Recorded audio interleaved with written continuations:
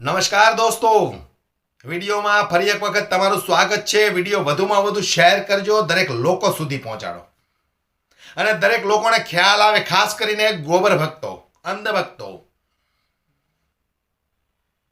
3 દિવસ પહેલા ઓસ્ટ્રેલિયા સામે ભારત મેચ હારી ગયું, ત્યારથી એક જ શબ્દ કાનોમાં ગૂંજે છે, पनौती पनौती पनौती पनौती। अरे यार, थाकी गयो छो आ शब्द सांभळीने। हवे बस करो यार।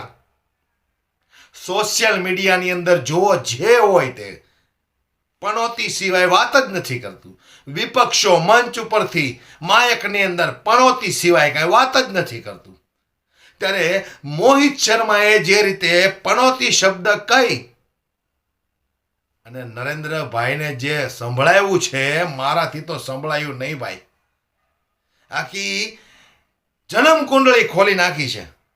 ચાલો, આપણને એમ હતું કે ખાલી સ્ટેડિયમમાં જ પનોતી લાગી છે, પણ ક્યાં ક્યાં કેટલી કેટલી પનોતી લાગી છે, આખી ફાઇલ ખોલી નાખી। વિડીયો ધ્યાનથી સાંભળશો તો તમને ખબર પડશે। જે રીતે મોહિત શર્માએ ભાષણ કર્યું છે, સાંભળો તમે। अगर नरेंद्र मोदी जी स्टेडियम में एंट्री नहीं करते तो वो 3 की जगह 10 विकेट गिरते। ये बात आप मुझसे ले लीजिए। लेकिन देश चुनौतियों से निपट सकता है, लेकिन पनौतियों से नहीं निपट सकता। मोदी जी कैसे पनौती हैं? पाकिस्तान के अंदर गए, पाकिस्तान से मिले तो वहां पर वो चुनाव हार गए। वहां के प्रधानमंत्री डोनाल्ड ट्रंप के गले लगे, वो बेचारा बंदा चुनाव तो हारा ही हारा, और इसके साथ साथ बेचारा जेल में बंद भी हो गया। नेपाल के प्रधानमंत्री से मिले थे, आपको याद होगा, नेपाल का प्रधानमंत्री भी हार गया। जापान के पीएम से मिले, जापान के प्रधानमंत्री भी हार गए। इंग्लैंड के पीएम से मिले, उनको इस्तीफा देना पड़ गया, जॉन बोरस को, सबको पता है। तो अब इससे देश अंदाजा लगाए कि क्या हमारे प्रधानमंत्री नरेंद्र मोदी जी पनौती हैं। और वो ऐसे चल रहा है चाचा के साथ में, उसका चाचा उधर चल रहा है, ठीक है, इधर पापा चल रहा है, और वो यूं करके ऐसे चल रहा है। उसको सिखा रहे हैं, जैसे पेरेंट्स मीटिंग में जाते हैं ना, पेरेंट्स मीटिंग में पापा इधर चलते हैं और बच्चा यूं करके चलता है, ऐसे चल रहा है वो। और जिसके पास क्रिकेट की 2 पैसे की नॉलेज नहीं है, 2 पैसे की नॉलेज नहीं है उसके पास में, बिल्कुल हाथ से वर्ल्ड कप भारत के हाथ से गया है, और ये वर्ल्ड कप छिनवाया गया है। आप देख लीजिए, मोदी जी ने, और किसने छिनवाया है। तो जब मेरे विपक्ष का एक नेता कहता है कि पी फॉर पनौती और एम फॉर मोदी, तो मैं उस बात में कहता हूं यस, आई एम एग्रीड। लेकिन फाइनल का मुकाबला होता है गुजरात के अंदर, क्योंकि दुग्गल साहब जो हैं वो रंगीले मिजाज के हैं। दुग्गल साहब, समझ गए आप, हमारे प्रधानमंत्री। देखिए, एक बात मैं आपको बता देता हूं कि देश चुनौतियों से निपट सकता है, लेकिन पनौतियों से नहीं निपट सकता। ये बात आप याद रखिए। और पनौती प्रधानमंत्री हैं या नहीं, ये फैसला अब मैं इस देश की जनता पे छोड़ देता हूं। मैं कुछ बातें कहूंगा, उसके बाद इस देश की जनता अनुमान लगाए कि क्या वाकई में इस देश के प्रधानमंत्री पनौती हैं या नहीं है। अब सुनते जाइए। जब बात हुई क्रिकेट की, हमारी टीम इंडिया 10 में से 1 भी मैच नहीं हारी, लगातार बढ़िया बल्लेबाजी कर रही थी, ठीक है। तो पहला सवाल तो यह खड़ा होता है कि गुजरात के स्टेडियम में मैच किसने कराया, जबकि मैच फाइनल होना चाहिए था या तो मुंबई के वानखेड़े में या फिर किसी और ग्राउंड में। लेकिन फाइनल का मुकाबला होता है गुजरात के अंदर, क्योंकि दुग्गल साहब जो हैं वो रंगीले मिजाज के हैं। दुग्गल साहब, समझ गए आप, हमारे प्रधानमंत्री, वो थोड़े रंगीले मिजाज के हैं, और इतने रंगीले मिजाज के हैं कि रंगीला सूट पहनकर मैच को रंगीला करने के लिए प्रधानमंत्री स्टेडियम में पहुंच गए, और कुछ ऐसा रंग बिगाड़ा कि स्टेडियम के अंदर पहले जब 3 विकेट गिरे हुए थे, जैसे ही दुग्गल साहब पहुंचे, सबकी हंसी पर जो है वो पाबंदी लग गई, लेकिन अकेले दुग्गल साहब हंसने में मशगूल थे। और इतने हंसी में मशगूल थे कि खिलाड़ियों की आंख से टपकता हुआ आंसू भी हमारे दुग्गल साहब को नजर नहीं आया। अब आप सुन लीजिए, 1983 में इस देश ने वर्ल्ड कप जीता। उस समय इस देश की प्रधानमंत्री श्रीमती इंदिरा गांधी जी थी।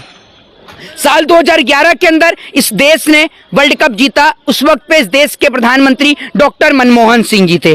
अब बात करते हैं साल 2015 की। 2015 में नरेंद्र मोदी जी प्रधानमंत्री थे, हमारा देश हारा। 2017 में जब क्रिकेट का मैच था तब हमारा देश हारा, प्रधानमंत्री नरेंद्र मोदी जी प्रधानमंत्री थे। 2019 में हारा, 21 में हारा और अब 22 का वर्ल्ड कप हारा। तो इससे देश अंदाजा लगाए कि क्या देश के प्रधानमंत्री नरेंद्र मोदी जी वाकई में ही पनौती हैं। अब बात करते हैं मोदी जी कैसे पनौती हैं। पाकिस्तान के अंदर गए, पाकिस्तान से मिले तो वहां पर वो चुनाव हार गए, वहां के प्रधानमंत्री, आप सभी ने देखा होगा।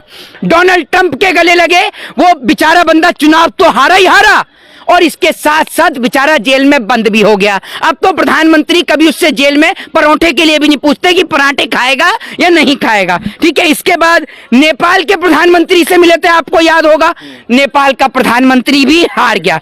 जापान के पीएम से मिले, जापान के प्रधानमंत्री भी हार गए। ठीक है, अमेरिका के प्रेसिडेंट मैं आपको बता ही चुका हूं, डोनाल्ड ट्रंप से मिले, वो भी चुनाव हार गए। इंग्लैंड के पीएम से मिले, उनको इस्तीफा देना पड़ गया, जॉन बोरस को, सबको पता है। तो अब इससे देश अंदाजा लगाए कि क्या हमारे प्रधानमंत्री नरेंद्र मोदी जी पनौती हैं। अब बात कर लेते हैं भारत की, जब आप भारत में रहते हैं।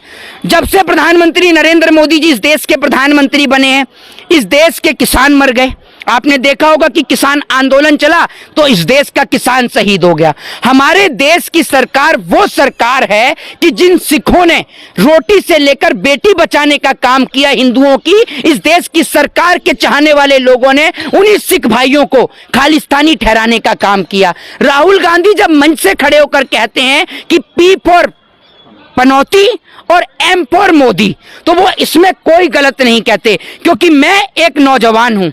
उत्तर प्रदेश के अंदर राम मंदिर बनता है, उस राम मंदिर मेरी भी आस्था का प्रतीक है और मैं भी बहुत खुश हूं कि भव्य राम का निर्माण हो रहा है, राम मंदिर का निर्माण हुआ। लेकिन उस भव्य राम मंदिर से ना तो मेरे घर का चूल्हा जलेगा और ना मेरे जैसे नौजवानों को रोजगार मिलेगा। तो जब मेरे विपक्ष का एक नेता कहता है कि पी फॉर पनौती और एम फॉर मोदी, तो मैं उस बात में कहता हूं यस आई एम एग्रीड। आपने बिल्कुल सही कहा कि हमारे देश का प्रधानमंत्री पनौती है और जब से ये पनौती इस देश पर लगी है तब से इस देश पर ग्लोबल हंगर इंडेक्स उठाकर देख लीजिए, चाहे आप इस देश का कर्जा उठाकर देख लीजिए, चाहे भुखमरी का मामला उठाकर देख लीजिए, चाहे महिलाओं के ऊपर यौन शोषण, बलात्कार और अत्याचार उठाकर देख लीजिए, चाहे फिर जवानों की शहादत देख लीजिए, चाहे फिर वो किसानों की आत्महत्या देख लीजिए, चाहे फिर वो नौजवानों के ऊपर हो रहे अत्याचार को देख लीजिए, चाहे नौजवानों के जो छिनते रोजगार हैं आप उसको देख लीजिए। भारतीय जनता पार्टी ने कहा है कि माफी मांगना चाहिए राहुल गांधी को, जिस तरीके से प्रधानमंत्री पे उन्होंने एक टिप्पणी करी है। जी, एक बात मुझे बताइए, क्या आपके प्रधानमंत्री माफी मांगते हैं जब वो सोनिया गांधी के ऊपर टिप्पणी करते हैं? जब आपके प्रधानमंत्री जी बेटी बचाओ बेटी पढ़ाओ की जगह बेटी बचाओ बेटी पटाओ बोलते हैं? जब आपके प्रधानमंत्री विदेश में जाकर भारत के लिए कैसे शब्दों का प्रयोग करते, तब उन्होंने माफी मांगी क्या? जरा ये बताइए।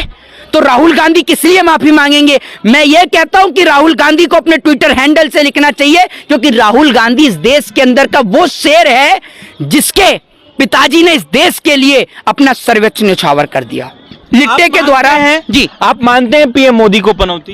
क्यों नहीं मानते? मैंने जो आपको ये डेटा दिया, ये डेटा तो मैंने पहले खुद पढ़ा तभी तो आपको दिया है। क्यों नहीं मानते? भैया, मोदी जी के राज में इस देश का नौजवान बेरोजगार हुआ।